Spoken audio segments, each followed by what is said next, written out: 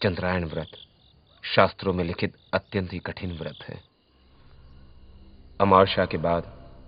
प्रतिपदा को मात्र 1 कौर, द्वितीया को 2 कौर, इसी क्रम से एक एक कौर बढ़ाते हुए पूर्णिमा को केवल 15 कौर ग्रहण करने की अनुमति है। फिर पूर्णिमा के बाद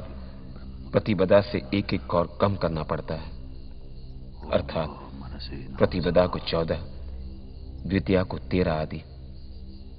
तात्पर्य है कि चंद्रमा की कला बढ़ते समय कौर बढ़ाना और घटते समय कौर घटाना, यही चंद्रायण व्रत है। इसके अतिरिक्त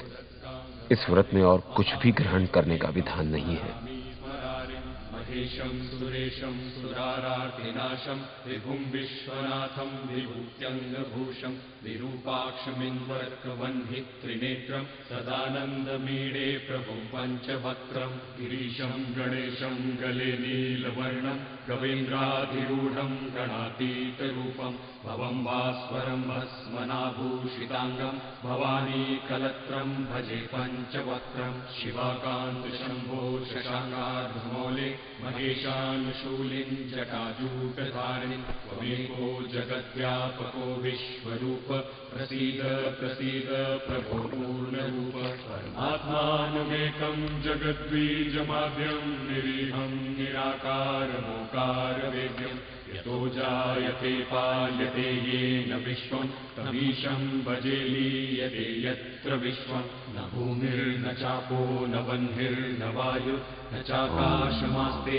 न तन्द्रा न निद्रा न ग्रीष्मो न शीतं न देशो न वेशो न यस्यास्ति मूर्तिस्त्रिमूर्ति तमीळे अजं शाश्वतं कारणं कारणानां शिवं केवलं भासकं भासकानां तुरीयं तमः पारमात्यन्तहीनं प्रपद्ये परं पावनं द्वैतहीनं नमस्ते नमस्ते विभो विश्वमूर्ते नमस्ते नमस्ते चिदानन्दमूर्ते नमस्ते नमस्ते तपोयोगगम्य नमस्ते नमस्ते श्रुतिज्ञानगम्य प्रभो शूलपाणे विभो विश्वनाथ महादेव शम्भो महेश त्रिनेत्र शिवाकान्त शान्त स्मरारे पुरारे वरन्यो वरेण्यो न मान्यो न गण्यः शम्भो महेश करुणमय शूलपाणे गौरीपते पशुपते पशुपाशनाशि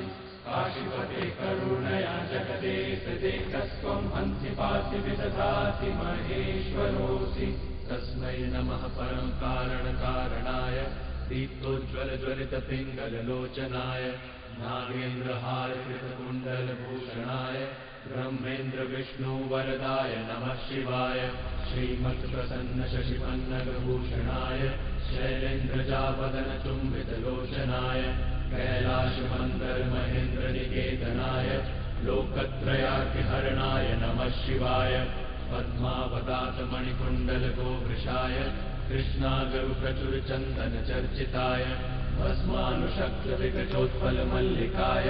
नीलाब्जकण्ठसदृशाय नमः शिवाय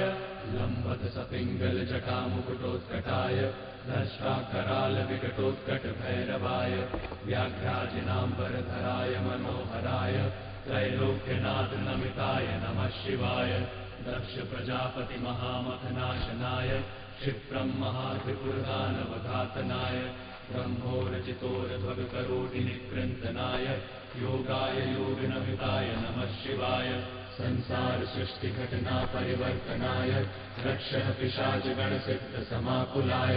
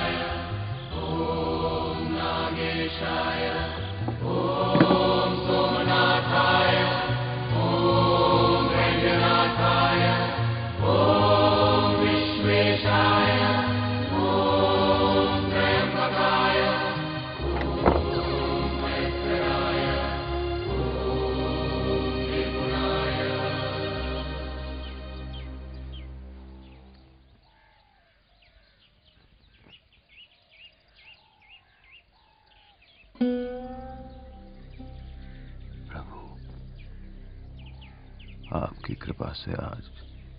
चंद्रायण का व्रत समाप्त हुआ। यदि हमारे वचन या कर्म में कोई पाप शेष है तो तेरी इसी अग्नि में हम उसे समर्पित करते हैं। हमें ऐसी शक्ति दो प्रभु कि सब बाधाओं के विपरीत हम धर्म के रास्ते पर चलते रहें।